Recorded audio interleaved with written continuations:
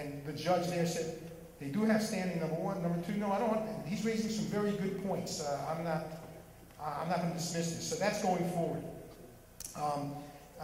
Florida has a very good, the Attorney General of Florida filed a suit there on 10th Amendment grounds. They're arguing, I left this out of my talk, that Obamacare is forcing states to increase the amount of people they have on Medicaid, lower the requirements to qualify for Medicaid, and increase their expenditures to cover this.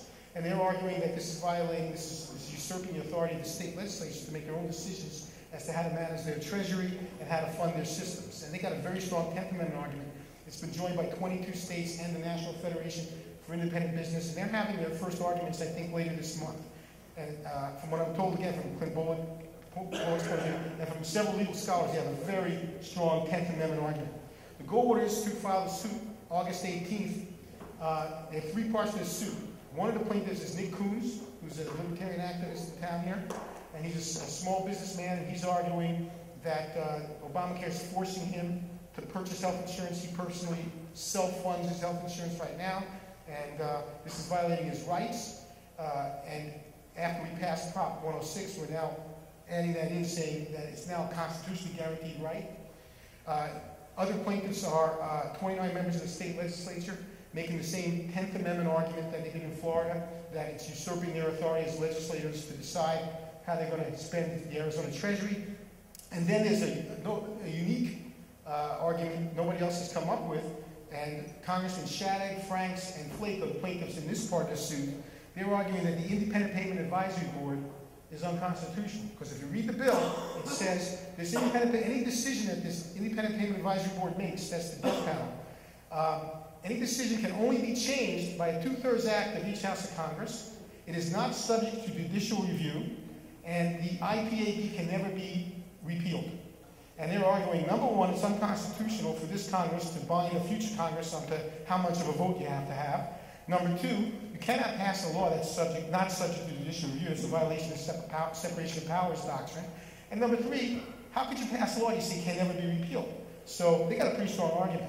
When in the rush to ram Obamacare down everybody's throats, you might remember the House had passed the Senate version because they didn't want anything to go back to the Senate where the newly elected Scott Brown could join a filibuster and kill it.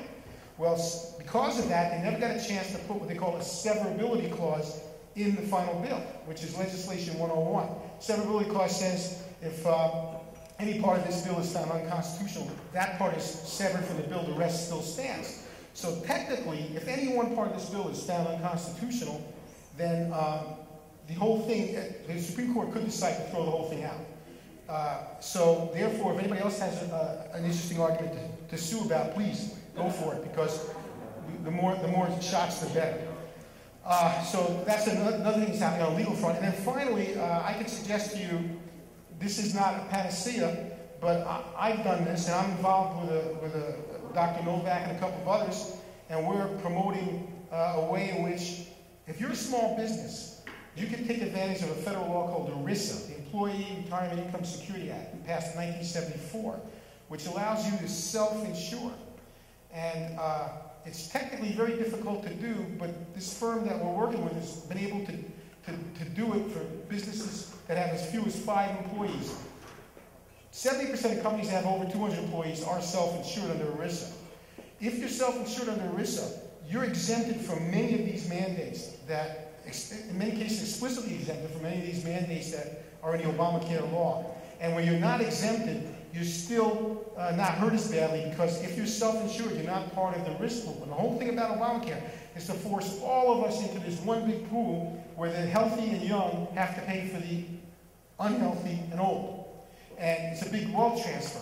But if you're self-insured, you're exempt from the pool. You're out of the pool. You're sitting on the deck watching everybody else in the pool drown. So, and therefore, while you may not be immune to all of the mandates, because some of them affect ERISA plans as well, you're just not going to get hit as hard financially, and it can help your business survive a little longer. If anybody's interested in knowing, I became self-insured under ERISA in March, and I know about 20 medical practices that have, due to my recommendations, have done it as well since then. And if everybody's interested in knowing how to do that, you can contact me after the talk, and I'll be happy to put you in touch with the people. So anyway, that's where we stand. I'm hoping that between legislative action and legal action, we can kill this thing. One last thing, I forgot this, very important. Medicaid opt-out. This is being finally talked about. Texas is thinking about it. Medicaid is voluntary. It's a no-brainer. If Arizona wants to balance its budget tomorrow, all they have to do is opt out of Medicaid. And every single one of the people covered by Medicaid today will be, starting in 2014, eligible for federal subsidies to help them buy their health insurance through the exchange that the federal government set up. So let the federal treasury pay for Arizona's indigent care bill rather than the state treasury. As soon as one state does that, the others will start following. It's a good way to balance their budget, and that'll blow the system up. And maybe that's the best way to do it. Just blow it up. Let it die of its own weight. Thank you.